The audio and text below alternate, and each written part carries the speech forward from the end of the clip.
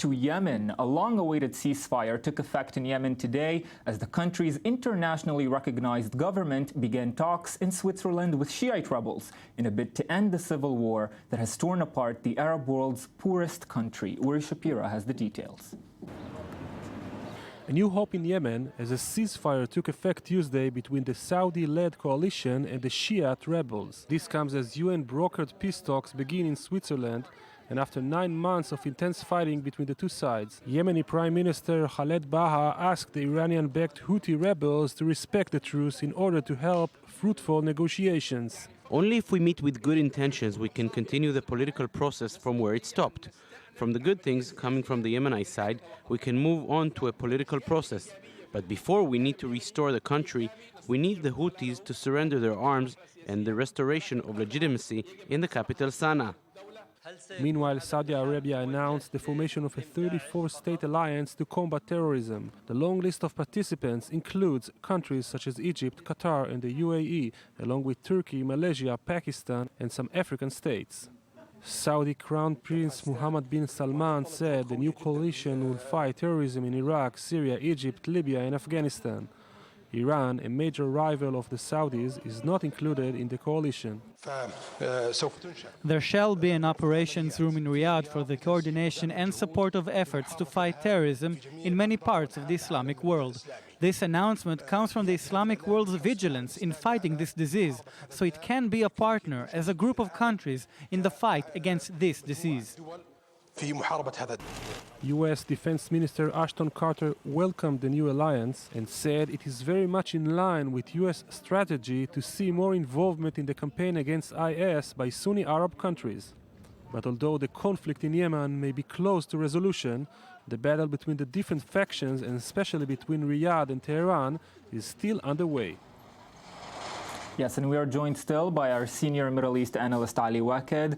Ali, ceasefires in Yemen have had a terrible history. They're broken often and sometimes very fast. Now, we know that Houthi rebels have said they will uphold and abide by it as long as the new Saudi-led coalition will stick as well. How likely is the ceasefire this time around to stick? For the moment, Ayman, since our time, 8 a.m. Israel time, it is still relatively holding in comparison to other truce ceasefires that were signed between or agreed upon between both sides. I think this time the status quo on the ground dictates to both Houthis and the government to try to find a political solution. Until the recent 1 or 2 months, I think the government side lacked a real will to try to reach a political solution based on the Saudi support. In the last weeks, we are seeing a kind of a military turnover in the equation on the ground in favor of the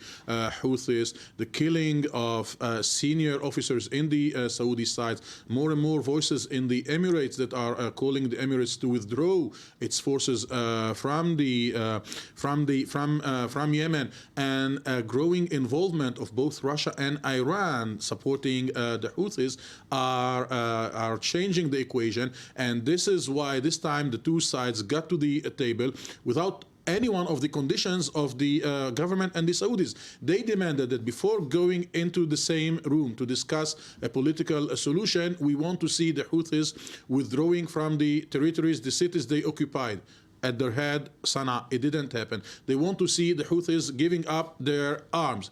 It did not happen. They wanted to see the Houthis recognizing the presidency of President Hadi. It didn't happen. And when the preconditions disappeared, it made it easier to the sides to come and to discuss. Now, the terminology of the government, they are not talking about negotiations, peace negotiations or reconciliation negotiations. They are talking about consultation, which means that, okay, on one hand, we give up the conditions, but on the other hand, this is not negotiations, because negotiations are between two equivalent sides. We are not talking about the Houthis are rebels. This is why they call it consultation.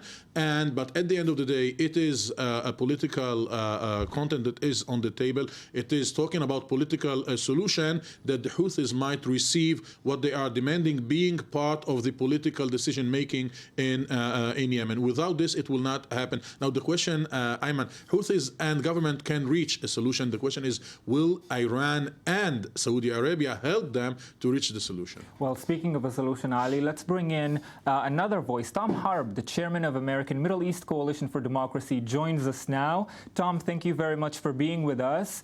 And he's in Orlando. This precedes the talks that we saw today. This precedes the talks mediated by the UN between representatives of the Houthis and Saudi Arabia and its allies. It seems like a very big word, coalition. Yes, we've heard that before. It brings to mind the Western coalition against the Islamic State, which included military intervention. However, this is not the case. That's not the new coalition that's forming. What can we estimate will be the actual steps taken by these joint powers?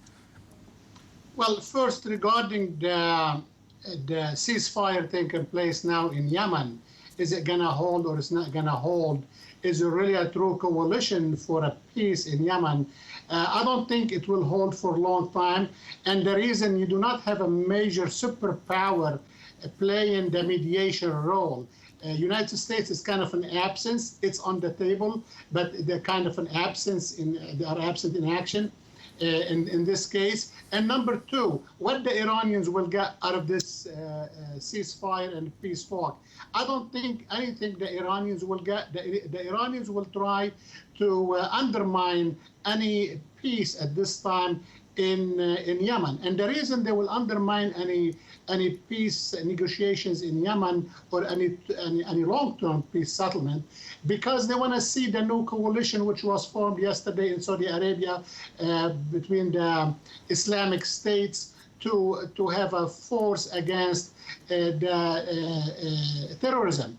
And the Muslim Sunni states, they would consider Iran has the branch of Hezbollah and different groups. They are sponsored terrorism by Iran. They are going to fight them as well. They cannot fight only ISIS and Al-Nusra and the Muslim Brotherhood. They need to also fight the Iranians' arms of terrorism. Therefore, the Iranians are not going to give so easy. So they're going to, I don't think this peace will go far. This truce will last much longer. Well, Tom Harb joining us from Orlando. Thank you very much. We will continue to see if this truce lasts for long or not. And of course, thank you to Ali Waked, our senior Middle East analyst.